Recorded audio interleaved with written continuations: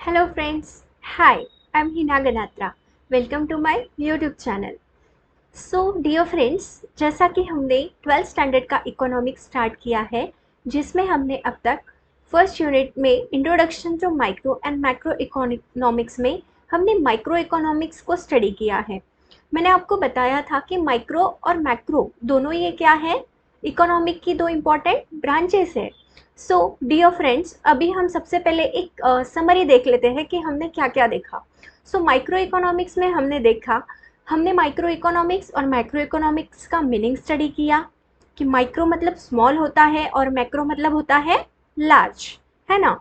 So small मतलब क्या, micro economics जो है ये इंडिविजुअल यूनिट की क्या करता है, स्टडी करता है। वैसे ही मैक्रो इकोनॉमिक्स जो है ये होल इकोनॉमी की स्टडी करता है। आई होप आपको इतना अच्छे से समझ में आया होगा। देन इसके बाद हमने देखा था कि माइक्रो और मैक्रो ये जो टर्म है ये पहली बार रैगनर फ्रिश ने क्या किया था, कॉइन किया था, यूज किया था। इसके बाद हमने देखा कि माइक्रो इकोनॉमिक का स्कोप क्या है। सो माइक्रो इकोनॉमिक का जो स्कोप है वो कितने भागों में है, 3। कौन सा है, एक क्या है माइक्रो इकोनॉमिक का स्कोप में, सबसे पहले हमने क्या पढ़ा था, देखिए हमने यहाँ पे देखा था कि थ्योरी ऑफ प्रोडक्ट प्राइसिंग, जिसमें हमने डिमांड एनालिसिस और सप्लाई एनालिसिस देखा था। उसी की तरह सेकंड हमने पढ़ा था थ्योरी ऑफ फैक्टर प्राइसिंग, जिसमें हमने फैक्टर के प्राइसिंग के बारे में पढ़ा था। There are 4 factor of production, ठीक है, land, labour, capital and entrepreneur. इस पे हमको जो रिवॉर्ड्स मिलते हैं, इन फैक्टर की जो प्राइसिंग होती है ये कौन सी होती है, rent, wages, interest and profit. इसी के तरह हमने थर्ड पढ़ा था थ्योरी ऑफ इकोनॉमिक वेलफेयर, ठीक है, जिसमें हमने देखा था कि इट्स ऑल अबाउट इफिशियंसी, ठीक है। यहाँ पे सबसे इंपॉर्टेंट क्या है, efficiency. So efficiency in production, efficiency in consumption and overall economic efficiency. इसी के बाद हमने features of micro economic study किया था, और फीचर्स के बाद में आज अब हम लोग स्टडी करने जा रहे हैं importance of micro economics. So features में हमने देखा था कितने फीचर्स है, 8 features. First, study of individual unit. Second, theory, price theory. Third, partial equilibrium. Fourth, based on certain assumptions। Fifth, slicing method. Six, use of marginalism principle. उसके बाद में 7 क्या था, analysis of market structure. And 8, limited scope. So यहाँ तक हम लोग अभी तक कवर कर चुके हैं। हम अगर आपने लास्ट मेरे 2 वीडियोस नहीं देखे हैं तो प्लीज़ आप फटाक से उस वीडियो को देख लीजिए, ताकि आपको ये सारे कंसेप्ट जो है वो क्रिस्टल क्लियर हो जाए। इसके बाद में आज हम जो स्टार्ट करने जा रहे हैं वो है importance of micro economics. So dear friends, आपको पता होना चाहिए कि माइक्रो इकोनॉमिक्स का क्या रोल है, क्या इंपॉर्टेंस है। जैसा कि हमने देखा कि टोटल एम्प्लॉयमेंट हो गया, या फिर कंट्री का सेंसस हो गया, या फिर पॉवर्टी होगी, नेशनल इनकम हो गया। ये जितने भी बड़े बड़े मुद्दे हैं ये सब तो हम मैक्रो इकोनॉमिक्स में पढ़ते हैं, है ना।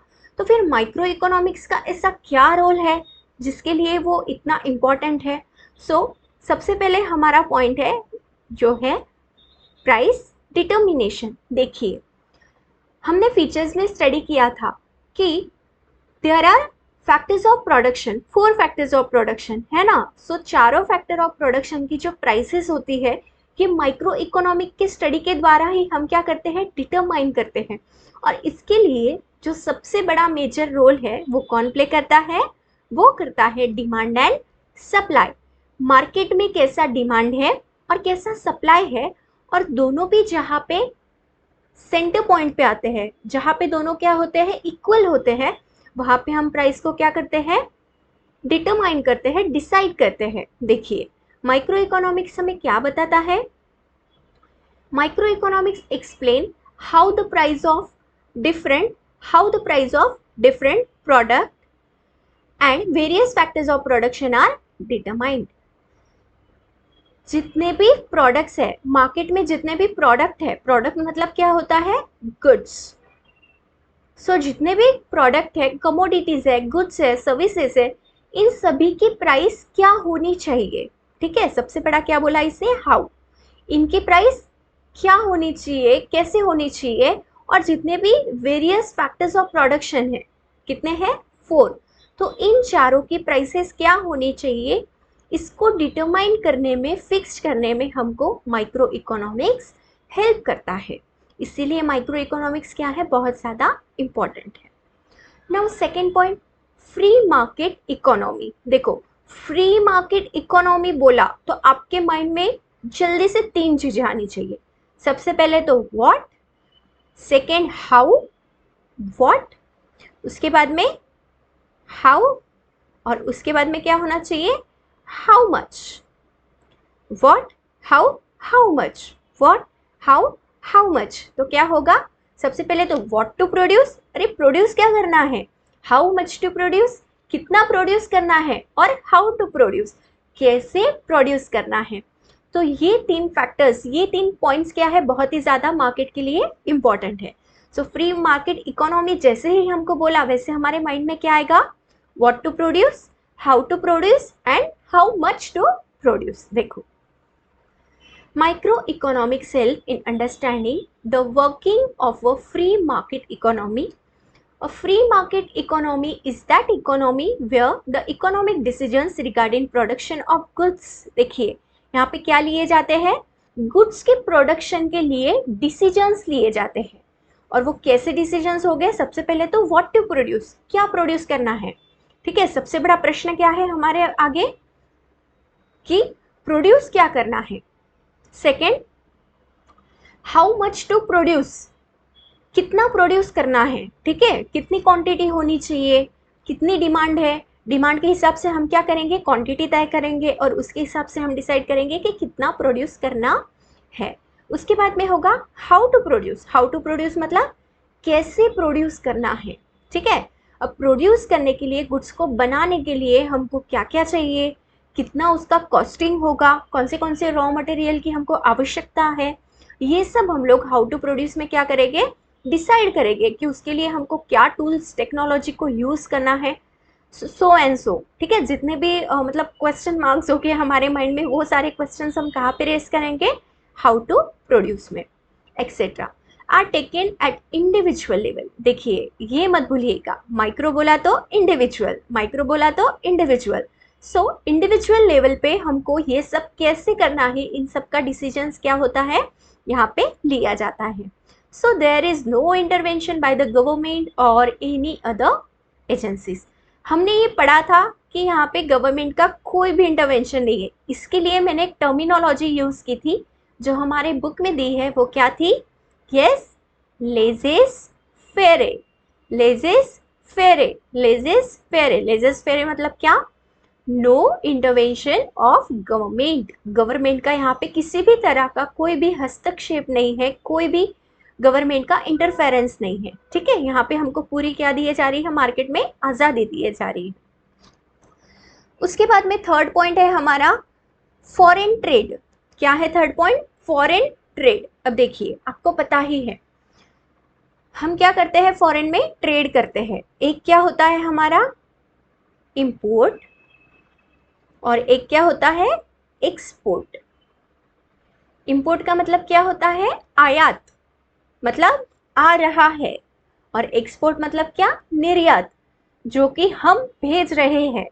इंपोर्ट मतलब क्या हो गया, जैसे अगर हम कुछ चीज़ों को क्या करते हैं, बाहर की कंट्री से हमारे कंट्री में बुलाते हैं, मान लो जापान से हम लोग कुछ प्रोडक्ट्स बुला रहे हैं, यूएस से बुला रहे हैं, है ना, सो मिडल ईस्ट से बुला रहे हैं, जो भी हमारा ऑयल एंड ऑल, सो इन सब का जो पेट्रोल हो गया, सो ये सब हम लोग क्या कर रहे हैं, यहाँ पे इंपोर्ट कर रहे हैं। और एक्सपोर्ट मतलब क्या होगा, एक्सपोर्ट मतलब हम जो इंडिया से अदर कंट्रीज को भेज रहे हैं। जैसे इंडिया क्या एक्सपोर्ट करता है, यस, स्पाइसेस हो गया, है ना, ऐसे काफ़ी सारे और प्रोडक्ट्स हैं। सो ये जो भी हम करते हैं ये सब क्या होता है, हमारा फॉरेन ट्रेड होता है। देखिए micro economics helps in explaining various aspects of foreign trade like effect of tariffs on a particular commodity. देखिए अगेन ये जितना भी हम फॉरेन ट्रेड का स्टडी कर रहे हैं यहाँ पे, वो कौन से लेवल पे है, पर्टिकुलर लेवल पे है ना, इंडिविजुअल लेवल पे है। अब माइक्रो इकोनॉमिक्स से हमको पता चलेगा कि जैसे जितने भी वेरियस एस्पेक्ट्स है, अलग अलग जो भी एस्पेक्ट्स है, जैसे इफेक्ट ऑफ टैरिफ, अगर हम जो टैरिफ लगा रहे हैं सामने वाले कंट्री पे, है ना, सो उसका पर्टिकुलर कमोडिटी पे जो हम लोग टैरिफ लगा रहे हैं, सो उसका इफेक्ट क्या होगा? Determination of currency exchange rate of any two country. अब करेंसी एक्सचेंज रेट में क्या डिफरेंस है? मान लो डॉलर है और रूपी है, सो डॉलर कितने से बढ़ा या रूपी कितने से कम हुआ, ये दो कंट्री के हम करेंसी का क्या कर सकते हैं, यहाँ पे देख सकते हैं, डिटर्मिनेशन कर सकते हैं कि इसमें कितना चेंज आया है, क्या आया है। उसके बाद में gains from international trade to a particular country, किसी पर्टिकुलर कंट्री को इंटरनेशनल ट्रेड से कितना गेन हुआ है। हमको पता होना चाहिए कि हमारे कंट्री का इंपोर्ट ज़्यादा है या एक्सपोर्ट ज़्यादा है। अगर इंपोर्ट ज़्यादा होगा तो क्या होगा? Is it good for country? No, हमारा एक्सपोर्ट हमेशा क्या होना चाहिए? अच्छा होना चाहिए। सो ऐसे ही क्या गेन हो रहा है, क्या लॉस हो रहा है, ये सब हमको इंटरनेशनल ट्रेड में क्या जितनी भी हलचल है, ये सब हम लोग कहाँ पे स्टडी करते हैं? फॉरेन ट्रेड में। और ये जो पर्टिकुलर चीज़ों की स्टडी करने में हमको हेल्प कर रहा है वो कौन है? हमारा माइक्रो इकोनॉमिक्स। इसीलिए माइक्रो इकोनॉमिक्स क्या है? बहुत ही ज़्यादा इम्पॉर्टेंट है। उसके बाद में है हमारा इकोनॉमिक मॉडल। ठीक है, इकोनॉमिक मॉडल देखिए, micro economic helps in understanding various complex economic situations with the help of economic model. जितने भी हमारे देश में कॉम्प्लेक्स सिचुएशन अराइज हो रही है, ठीक है, अगर मान लो कंट्री पे कोई मुसीबत आई है, कंट्री अगर कोई क्राइसिस फेस कर रहा है, फाइनेंशियल क्राइसिस फेस कर रहा है, या फिर कंट्री की इकोनॉमिक सिचुएशन अच्छी है या बुरी है, ये सब हमको कैसे पता चलेगा? इकोनॉमिक मॉडल बिल्डिंग से। It has made a valuable contribution to economics by developing various terms, concepts, terminologies, tools of economic analysis, etc. देखिए, माइक्रो इकोनॉमिक हमको बहुत ज़्यादा हेल्प करता है एक डेवलपिंग, मतलब एक जो कंट्री है, कंट्री की इकोनॉमी कैसी है, ठीक है, वो कैसे पता चलेगा? सो उसके इकोनॉमिक मॉडल को स्टडी करने के लिए हमको क्या चाहिए? वेरियस एस्पेक्ट्स की स्टडी करनी पड़ेगी। जैसे वेरियस टर्म्स कौन से है, कॉन्सेप्ट क्या है, टर्मिनोलॉजीज कौन सी है, टूल्स कैसे है, ताकि हम इकोनॉमिक की क्या कर सके? अच्छे से एनालिसिस कर सके। Economic model are build using various economic variable. और ये कैसे इकोनॉमिक मॉडल कैसे बिल्ड किया जाता है? Different variable, various economic variable की स्टडी करके। Is it clear? I hope इतना आपको समझ में आया होगा। उसके बाद में हम देखेंगे बिजनेस डिसीजन। देखिए, ये काफी इंपॉर्टेंट है, बिजनेस डिसीजन। अब बिजनेस डिसीजंस लेना भी क्या है? बहुत ज़्यादा ज़रूरी है। पर ये किसके लिए ज़रूरी है? बिजनेसमैन के लिए ज़रूरी है। देखिए, micro economic theories are helpful to businessman for taking crucial business decision. जितने भी क्रूशियल बिजनेस के डिसीजन होंगे, जितने भी इंपॉर्टेंट डिसीजंस होंगे, ये एक बिजनेसमैन को लेने के लिए माइक्रो इकोनॉमिक्स थ्योरीज क्या करती है? बहुत ही ज़्यादा हेल्प करती है। These decisions are related to the determination of cost of production, determination of price of goods, maximization of output and profit. अगर कोई व्यक्ति बिजनेस कर रहा है तो उसके लिए सबसे ज़्यादा इंपॉर्टेंट क्या होगा? कि कॉस्ट ऑफ प्रोडक्शन कितना हो रहा है, खर्चा कितना हो रहा है। जो भी आप गुड्स को बना रहे हो, उस गुड्स को बनाने के लिए हमको कितना रॉ मटेरियल, कितना ऊपर का खर्चा लग रहा है। मान लो आप कितना रॉ मटेरियल खरीद रहे हो, आप लेबर जो भी काम कर रहे हो उनको कितना दे रहे हो, मेंटेनेंस चार्जेस होगा, है ना, स्टेशनरीज होगी। सो इसी तरह के जितने भी छोटे मोटे खर्चे होंगे, ये सब क्या हो जाएगा आपका? एक गुड्स का प्रोडक्शन करते हुए आप इन सबको क्या करोगे? माइंड में रखोगे। वैसे ही प्राइस ऑफ गुड्स, गुड्स का प्राइस कैसे होना चाहिए, कितना होना चाहिए। अब इन सारी चीज़ों को आप क्या करोगे? काउंट करोगे, और इसी के बेसिस पे आप एक गुड्स को कितना खर्चा लगा, उसके हिसाब से आप गुड्स की प्राइस क्या करोगे? तय करोगे। वैसे ही maximization of output and profit, किसी भी बिजनेसमैन का सबसे पहला जो मोटो होगा वो क्या होगा? कोई भी बिजनेसमैन खाली तो ऐसे ही तो बिजनेस नहीं करेगा, है ना, उसका क्या होगा? एक गोल होगा, एम होगा, उसका क्या है? एक मोटिवेशन फैक्टर है।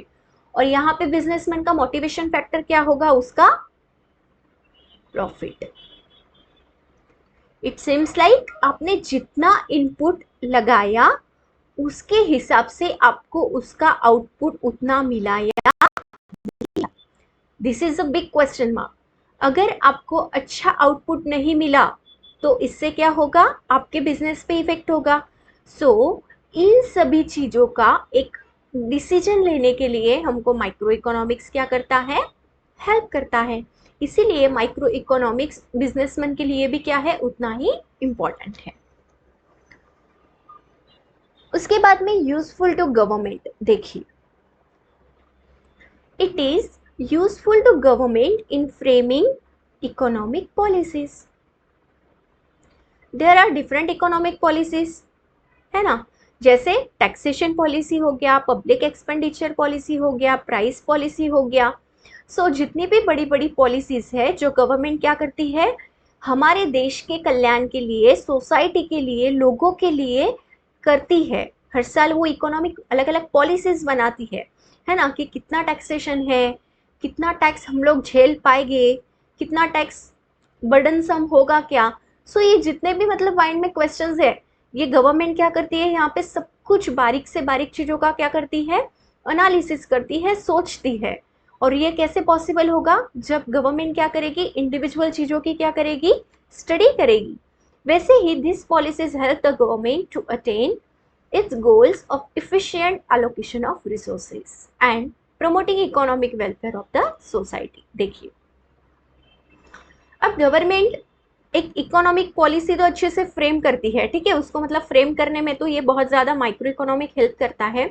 वैसे ही यहाँ पे इससे क्या पता चलेगा कि पॉलिसीज क्या करेगी, गवर्नमेंट को हेल्प करेगी उनका गोल अचीव करने के लिए, ताकि जितना भी रिसोर्सेस अवेलेबल है उसका प्रॉपर इफिशिएंटली क्या कर सके, गवर्नमेंट अलोकेशन कर सके। आपने देखा होगा ना, बजट बनाती है तो बजट में गवर्नमेंट निकालती है कि हाँ ये प्लान चीज़ों के लिए है, इस साल हमको देश में ये मतलब ग्रो करना है, एजुकेशन सेक्टर के लिए ये है, हेल्थ सेक्टर के लिए ये है, कुछ स्कीम बनाती है, कुछ बच्चों के एजुकेशन ट्रस्ट के लिए भी निकालती है। सो मतलब ये जितनी भी चीज़ें हैं प्लान या फिर अनप्लान, जैसे मान लो कंट्री में फ्लड आ गया या फिर कहीं पे अर्थक्वेक आ गया, जैसे कोविड आ गया था, तो क्या कोविड हमने प्लान करके रखा था, नहीं, इट वॉज अ सरप्राइज। और ऐसे समय पे गवर्नमेंट को क्या करना पड़ता है, एक्स्ट्रा एक्सपेंसेस को फेस करना पड़ता है। सो इसीलिए इन जितनी भी चीज़ों को मतलब गवर्नमेंट को क्या करना पड़ता है, सब कुछ पहले से ही माइंड में रखना पड़ता है, एक प्लान करना पड़ता है। सो जितना भी रिसोर्सेज अवेलेबल है उसका प्रॉपर गवर्नमेंट क्या कर सके, एक अलोकेशन मतलब प्रॉपर उसका डिस्ट्रीब्यूशन कर सके, और उससे क्या हो, economic welfare of the society हो, सोसाइटी का क्या हो, कल्याण हो, सोसाइटी को इफिशिएंट मतलब इफिशिएंसी क्या हो उसमें ज़्यादा हो। तो इसीलिए माइक्रो इकोनॉमिक्स क्या करेंगी, यहाँ पे हेल्प करेगी। And last, basis of welfare economic देखिए, again basis of welfare economic, after all क्या जरूरी है, वेलफेयर कल्याण सोसाइटी का, है ना, जैसे इफिशियंसी, कितनी इफिशियंसी है। So micro economic explain how best result can be obtain through optimum utilisation of resources and its best allocation. सबसे इंपॉर्टेंट क्या है कि जितना भी हम लोग रिसोर्सेज का यूज कर रहे हैं, यूटिलाइजेशन कर रहे हैं, वो ऑप्टिमम है या नहीं है। ऑप्टिमम को हम और क्या बोलेंगे, प्रॉपर, क्या उसका प्रॉपर अलोकेशन हुआ है, बेस्ट अलोकेशन हुआ है, और जो अलोकेशन किया है, जितना रिसोर्सेस आपको मिला है, क्या आप उसका प्रॉपर इस्तेमाल कर रहे हो, उस रिसोर्सेस को आप प्रॉपर यूटिलाइज कर रहे हो, ऑप्टिमम यूटिलाइजेशन कर रहे हो, ये सब क्या है, इंपॉर्टेंट है। It also studies how taxes affect social welfare. देखिए, इससे और सबसे इंपॉर्टेंट चीज क्या मिलती है हमको, कि जो भी गवर्नमेंट ने टैक्सेस लगाए हैं इससे क्या सोशल वेलफेयर पे क्या इफेक्ट हो रहा है, क्या अफेक्ट कर रहा है, क्या वो सोशल वेलफेयर के हित में है, या फिर उससे सोशल को क्या, सोसाइटी को क्या हो रहा है, नुकसान हो रहा है। ठीक है, सो ये जितनी भी छोटी छोटी चीजें हैं, ये क्या है, बहुत बड़ी चीजें हैं। ये हमको लगती तो छोटी है, बट ये एक्चुअली क्या है, बहुत ज्यादा बड़ी है। सो इन सब की स्टडी करने में हमको माइक्रो इकोनॉमिक्स क्या करता है, आफ्टर ऑल हेल्प करता है। आई होप आपको इतना समझ में आया होगा। ठीक है। सो देखिए हमने अभी तक क्या क्या पढ़ा। इंपॉर्टेंस ऑफ माइक्रो इकोनॉमिक्स में हमने देखा सबसे पहला हमारा पॉइंट क्या था, प्राइस डिटर्मिनेशन। क्यों इंपॉर्टेंट है एक माइक्रो इकोनॉमिक, प्राइस को डिटरमाइन करने के लिए। Second, free market economy. Free market economy में तीन चीजें कौन सी है, what to produce, how much to produce and how to produce. उसके बाद में foreign trade, then economic model building, उसके बाद में बिजनेस डिसीजंस। ठीक है, जितने भी क्रूशियल बिजनेस डिसीजंस है उन सबको लेने में माइक्रो इकोनॉमिक हेल्प करता है। Then useful to government, government को जितने भी इकोनॉमिक पॉलिसीज बनानी है उसके लिए भी माइक्रो इकोनॉमिक्स क्या है, बहुत ज़्यादा हेल्पफुल है। And last, basis of welfare economic. ठीक है, कि जितना भी रिसोर्सेज हमको दिया गया है क्या उसका प्रॉपर अलोकेशन हुआ है, और अलोकेशन होने के बाद में क्या हमने उसका प्रॉपर यूटिलाइजेशन किया है। ठीक है, ये सारी जितनी भी चीज़ें हैं इन सभी के लिए माइक्रो इकोनॉमिक्स क्या है, बहुत ही ज़्यादा इम्पॉर्टेंट है। सो डियर फ्रेंड्स, यहाँ पे हमने माइक्रो इकोनॉमिक्स को ख़त्म कर लिया है। सो आई होप ये आपको बहुत अच्छे से समझ में आया होगा, और ऐसे ही आप वीडियो को देखते रहिए, लाइक करिए, सब्सक्राइब करिए, ताकि ऐसे ही मैं आपके लिए बहुत सारे वीडियोस को क्या कर सकूँ, बना सकूँ। ठीक है, और जो भी आपकी मतलब जो भी फीडबैक होगा, या फिर अगर आप चाहते हो कि मैं ऐसे ही काफ़ी और डिफरेंट वीडियोस बनाऊँ, तो इसके लिए प्लीज़ आप कमेंट बॉक्स में मुझे बता सकते हो, और मैं कोशिश करूँगी कि मैं वो भी वीडियोस आपके लिए जल्दी से लेके आऊँ। सो कल के लेक्चर में हम देखेंगे मैक्रो इकोनॉमिक्स। तब तक प्लीज़ आप माइक्रो इकोनॉमिक्स की इतनी सीरीज़ को कंटिन्यू देख लीजिए। Thank you so much, bye bye.